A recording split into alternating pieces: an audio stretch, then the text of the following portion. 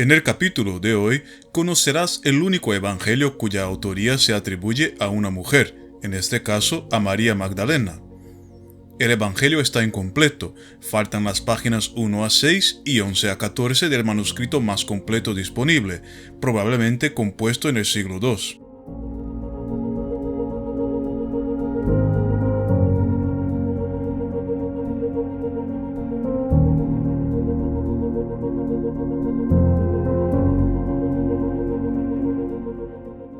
La traducción del profesor Federico Lourenço está dividida en dos partes. La primera está traducida de un manuscrito en griego del siglo III, que solo cuenta con el final de este evangelio.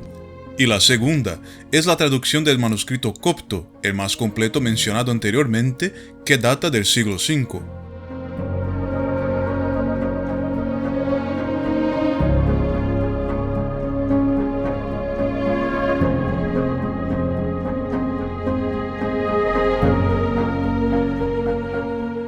Es de suma importancia recordar que la interpretación del texto del que hablaremos aquí es la del que os habla.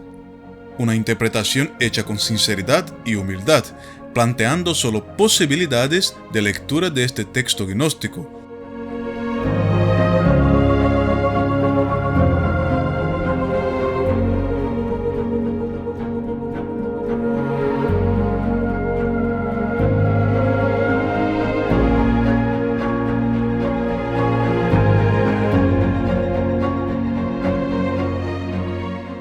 La palabra apócrifo proviene del griego apócrifos, que significa oculto.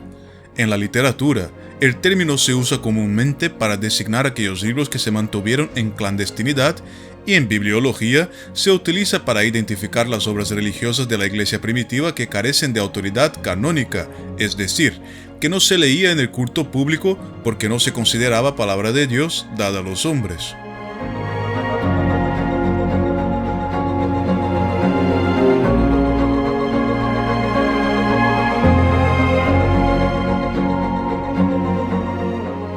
Es importante recordar que el término apócrifo no debe considerarse peyorativo, ya que su contenido puede contener verdades, ya sean teológicas o históricas.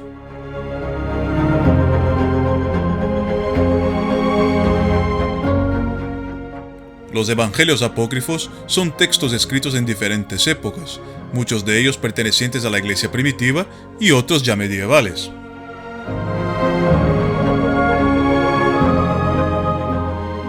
Esta serie presentará solo comentarios, curiosidades y referencias sobre estos textos, una guía para introducir los temas y despertar el interés por profundizar en el conocimiento sobre la historia de la salvación.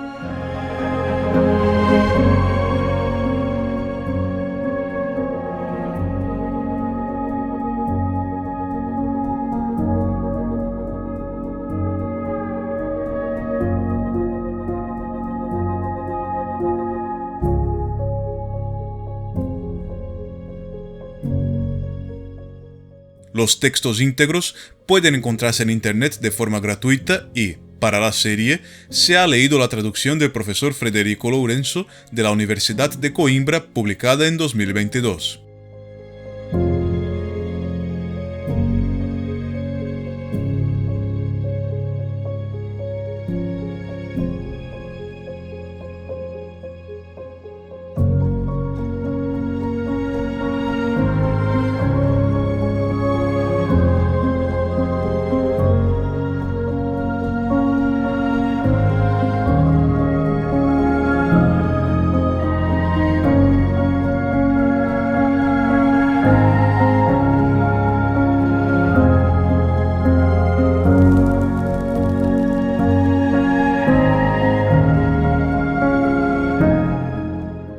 El Evangelio de María Magdalena.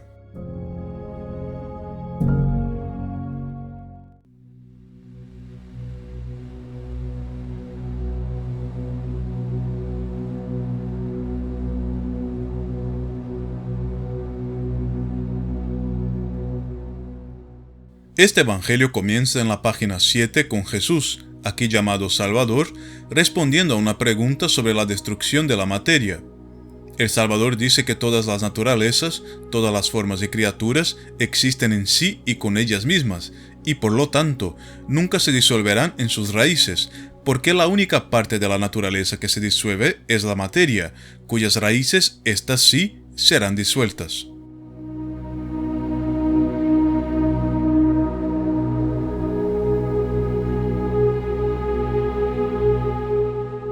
¿Significa esto que todos los elementos del universo tienen algo más que su materia?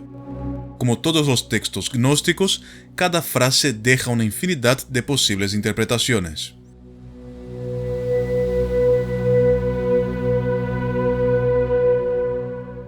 Pedro continúa y pregunta al Salvador qué es el pecado del mundo. El Salvador responde que el pecado no existe, sino que lo inventamos cuando seguimos el camino del mal, presente aquí en la palabra adulterio. El Salvador dice entonces que es por eso que el bien vino entre nosotros, para devolvernos a nuestra naturaleza de plenitud, donde no hay perversión del bien, donde no hay mal, adulterio contra el bien. Todos los elementos de la naturaleza fueron creados en un estado perfecto, en ausencia del pecado del adulterio, del mal contra el bien. Y Jesús dice que vino para devolvernos el bien, para devolvernos a nuestras raíces, a nuestra esencia, libre de la muerte del pecado, libre de la maldad.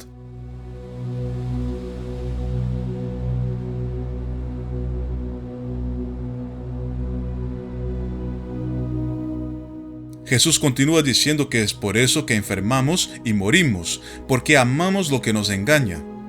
También dice que la materia dio origen a pasiones contrarias a la naturaleza, lo que nos genera inquietud, ansiedad en el cuerpo.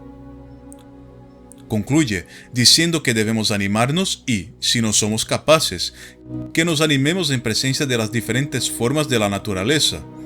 Jesús concluye su discurso con la conocida frase: el que tenga oídos para oír, que oiga.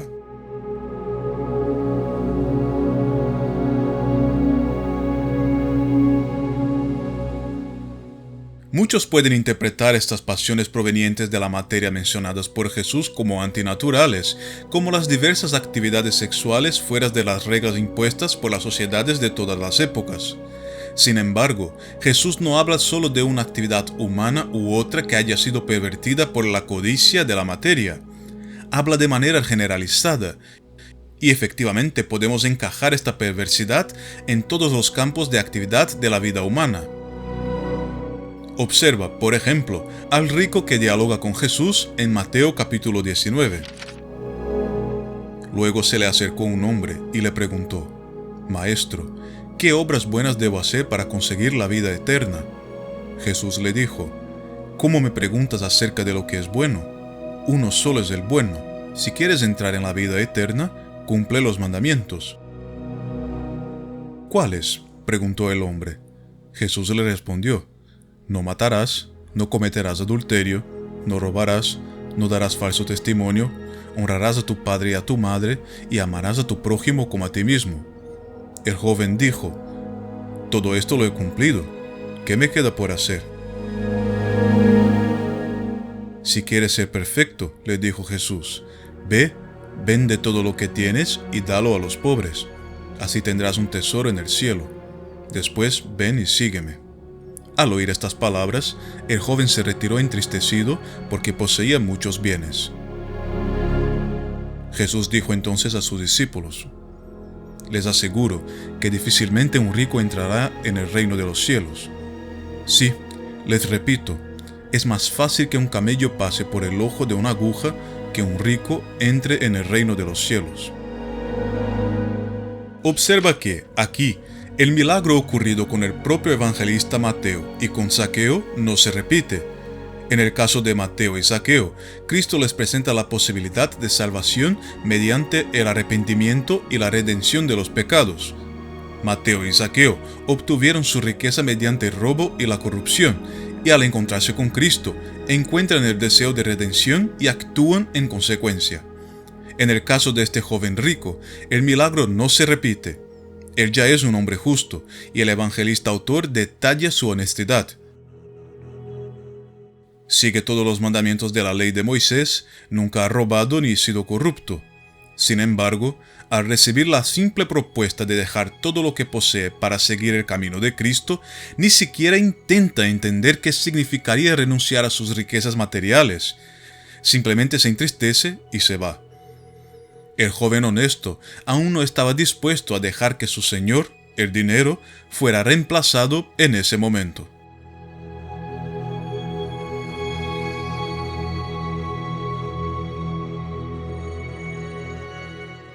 Esto tampoco significa que Jesús y los apóstoles no usaran dinero. Después de todo, no podemos olvidar que tenían sus propios gastos, y era Judas quien llevaba las cuentas del grupo, como se registra en Juan capítulo 12, versículo 6. La cuestión es que, al simplemente mencionar la renuncia a la riqueza, que parece ser el Dios supremo de este joven que habló con Jesús, él retrocede y se retira. No es capaz de hacerlo. Era un hombre justo, no tenía pecados graves de los cuales arrepentirse, y no había construido su riqueza en la corrupción como Mateo y Zaqueo, pero era incapaz de siquiera considerar entregarse completamente a Cristo, dejando atrás las vanidades de la materia y depositando toda su confianza en Cristo. Este concepto está claramente tratado en Lucas capítulo 21, versículos 1 al 4. Después, levantando los ojos, Jesús vio a unos ricos que ponían sus ofrendas en el tesoro del templo. Vio también a una viuda de condición muy humilde, que ponía 2 pequeñas monedas de cobre. Y dijo: les aseguro que esta pobre viuda ha dado más que a nadie, porque todos los demás dieron como ofrenda algo de lo que les sobraba, pero ella, de su indigencia, dio todo lo que tenía para vivir. Continuando con el Evangelio, Jesús luego se despide de los apóstoles diciéndoles que se cuiden cuando escuchen que el Cristo está aquí o allá, porque Él está dentro de todos nosotros, como también está registrado en Lucas capítulo 17, versículos 20 al 21. Los fariseos preguntaron ¿cuándo llegará el reino de Dios? Él le respondió: el reino de Dios no viene ostensiblemente, y no se podrá decir está aquí o está allí, porque el reino de Dios está entre ustedes. Jesús continúa diciendo que aquellos que buscan el reino de Dios lo encontrarán y que los apóstoles deben anunciarlo. También dice que los apóstoles no deben establecer ninguna ley que Él, el Cristo, no haya establecido, y que no deben actuar como legisladores para no ser constreñidos por sus propias leyes. Dicho esto, Jesús partió. Reflexionando sobre esta última frase de Cristo, ¿cuántas veces algunos líderes cristianos justifican sus propios códigos morales basándose en lecturas frías de otros textos bíblicos que ni siquiera tienen referencia en los evangelios? Son reglas litúrgicas, de moralidad sexual, de comportamiento social, de vestimenta. Ninguna de ellas está presente en los evangelios canónicos. Ninguno de los apóstoles registró tales reglas como palabras de Cristo. ¿Y qué hacen estos líderes? Utilizan a los patriarcas y profetas del Antiguo Testamento e incluso a los apóstoles en sus cartas del Nuevo Testamento para justificar su odio hacia algunos grupos a los que intentan alejar de la presencia de Dios y, con ello, tener poder sobre otros grupos más pequeños.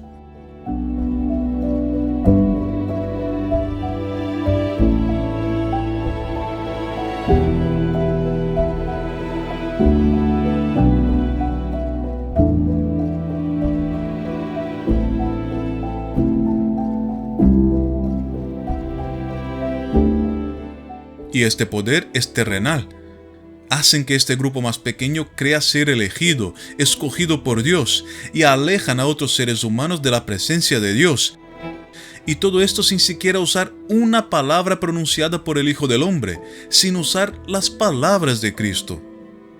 Jesús no trató de temas de moralidad sexual, pero sí corrigió las leyes machistas de su tiempo al afirmar que el hombre que se divorciaba de su mujer por mero capricho, mientras que la mujer no tenía ese mismo derecho en la sociedad en la que vivían, estaba equivocado. También se dijo: el que se divorcia de su mujer debe darle una declaración de divorcio.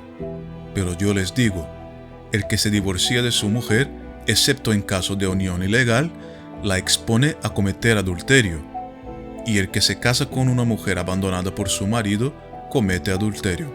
Mateo capítulo 5, versículos 31 y 32. Cristo no habló sobre la orientación sexual, las etnias o las creencias de otras personas, pero dejó muy clara la mensaje para los religiosos que usan el nombre de Dios para traer el infierno a la vida de sus semejantes.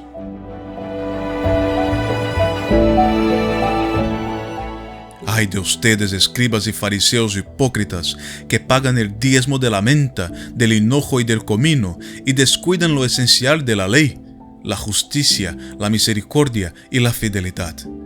Hay que practicar esto sin descuidar aquello. Mateo capítulo 23, versículo 23. Además, la única persona que contradijo y luego dejó a Jesús sin respuesta en los evangelios fue una mujer y de otra etnia y religión. Entonces una mujer cananea que procedía de esa región comenzó a gritar: «Señor, hijo de David, ten piedad de mí. Mi hija está terriblemente atormentada por un demonio». Pero él no le respondió nada.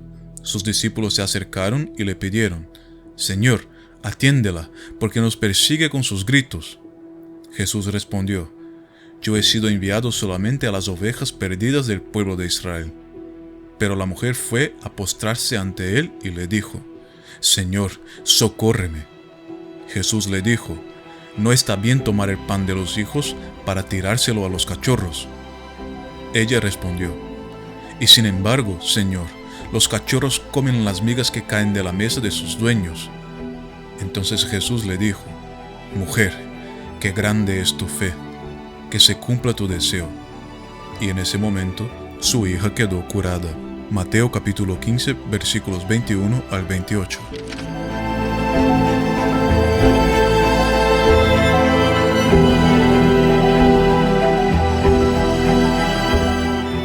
A veces parece que algunas personas que se autodenominan líderes religiosos quieren actuar como legisladores para dominar su rebaño de ovejas. Al alejarlas de sus semejantes, de sus hermanos, las alejan del Evangelio y de la presencia de Cristo. El Evangelio es completo y pleno y nos trae el camino de la vida eterna. Lo que se añade a eso es fruto de la vanidad humana.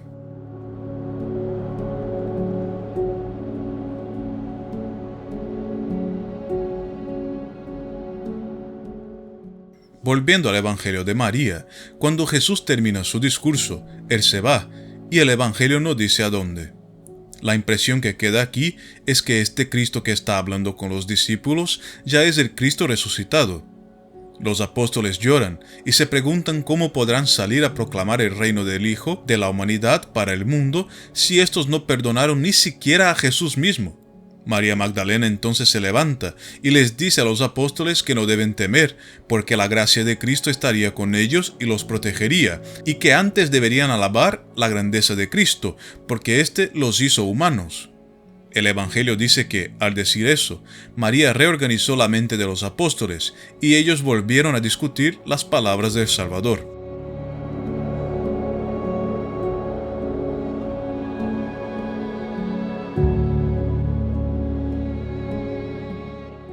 Un bello detalle.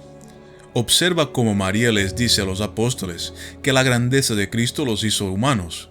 Es como si la humanidad no estuviera latente en nuestra existencia material, sino como un estado a alcanzar. ¿Y qué podemos alcanzar?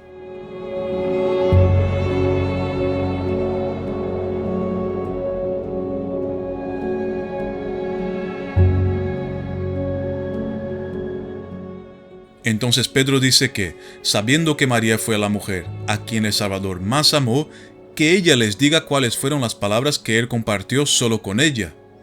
María entonces comienza su relato y dice que en una ocasión vio al Salvador en una visión y compartió eso con él. El Salvador entonces le dice a María que ella es bienaventurada por haber tenido esta visión, porque no dudó al verlo. María, entonces, pregunta si la visión que una persona tiene viene a través del alma o del espíritu, y el Salvador responde que de ninguno de los dos, sino que la mente que está entre el alma y el espíritu ve la visión. Bueno, Aquí termina la página 10 de este Evangelio, y como se dijo en la introducción, lamentablemente no hay ningún manuscrito disponible de las páginas 11 a 14. La curiosidad por el contenido de estas 4 páginas es enorme, pero hasta el día de hoy nada podemos hacer.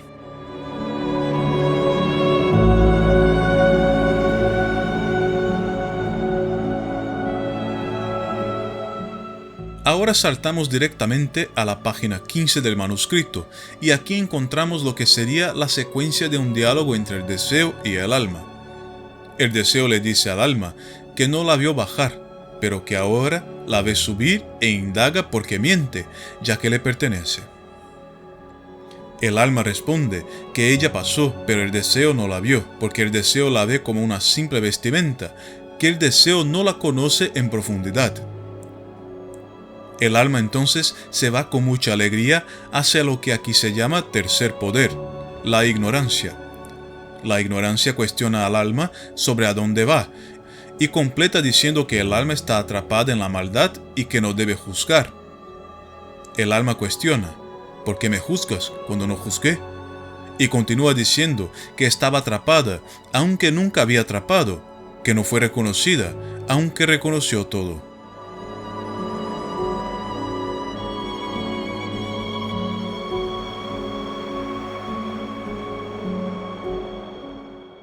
Con esta respuesta, el alma vence al tercer poder y llega al cuarto poder, que tenía 7 formas: la oscuridad, el deseo, la ignorancia, la envidia de la muerte, el reino de la carne, la locura de la carne y la sabiduría iracunda.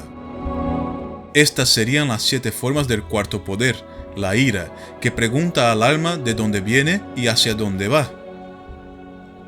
El alma responde que lo que le ataba ha muerto, lo que la rodeaba ha sido vencido, que su deseo ha terminado y que la ignorancia ha muerto, y que en un mundo fue liberada de un mundo y de todo lo que solo dura un tiempo. El alma solo pudo ascender después de liberarse de todas las entidades. A partir de ahora, el alma encontraría el reposo del tiempo de Kairos y Aion, en silencio. Kairos, en griego, es diferente al tiempo Cronos, que es el tiempo calculado. Kairos está relacionado con el tiempo de calidad, que no se calcula. Kairos es ese tiempo oportuno, ese momento de placer donde un año pasa rápido como si fuera un día, donde perdemos la noción del tiempo Cronos. En teología, Kairos se traduce como el tiempo de Dios. Aion es la totalidad del tiempo, es decir, todo el tiempo existente en plenitud y, al mismo tiempo, eterno. Tiene un comienzo, no tiene fin, pero es total.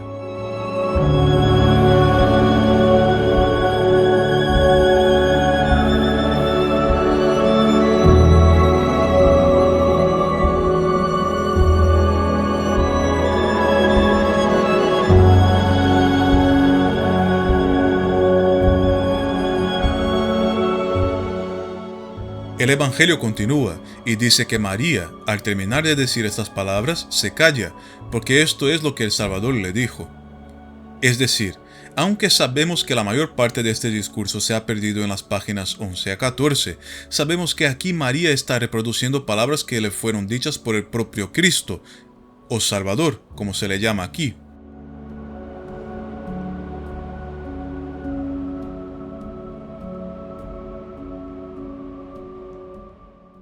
Entonces Andrés les dice a los hermanos que él no cree que estas palabras sean del Salvador, porque estas enseñanzas transmiten otras ideas. Pedro reafirma lo que dice Andrés y pregunta a los demás por qué Jesús dijo todo esto en secreto a una mujer y no claramente para todos. Además, ¿deberían todos ellos escucharla, ya que Jesús la consideró más digna que ellos?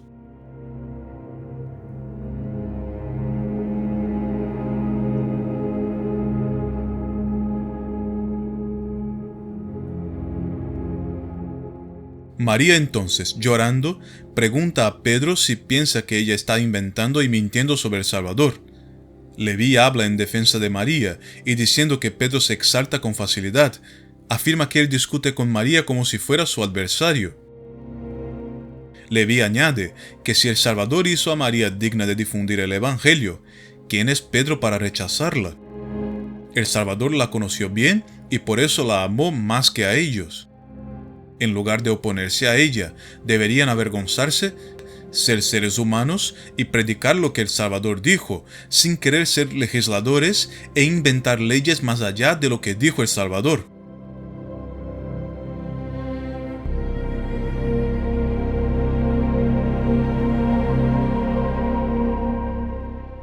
Los apóstoles entonces comienzan a salir a proclamar y predicar. Y aquí termina lo que tenemos disponible del Evangelio de María. Puedes leer el Evangelio completo en el enlace que dejaremos en la descripción y también puedes dejar tu opinión en los comentarios. Muchas gracias por ver y no te pierdas los siguientes capítulos de la serie.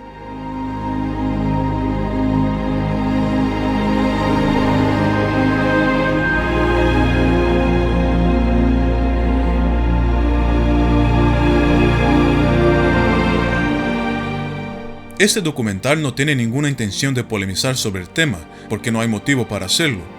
Durante mucho tiempo, los apócrifos han generado más discusiones sobre si deben ser leídos o no que la lectura y reflexión en sí de los libros en cuestión. Son parte de la historia de la Iglesia y del cristianismo, al igual que los demás libros de la Biblia cristiana, y en ellos encontramos las raíces de muchas tradiciones del cristianismo en todo el mundo.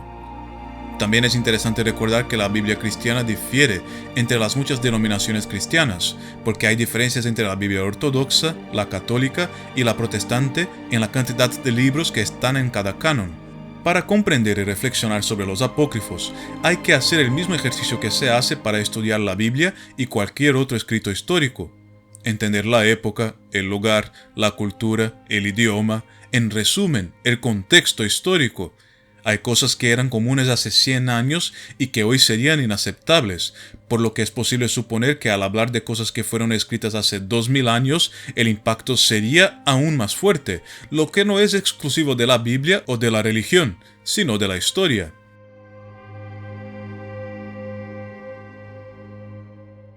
Así que, en el caso de este evangelio, que tratará solo de los evangelios apócrifos, tenemos la oportunidad de consultar otras fuentes sobre las personas que vivieron con Cristo y también sobre Él mismo, ya que aquí hay un hecho que no difiere en nada de los evangelios canónicos.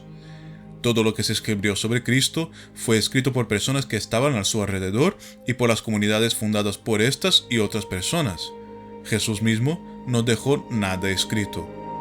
Y digo solo los evangelios apócrifos, porque también hay libros del Antiguo Testamento y epístolas que son apócrifas.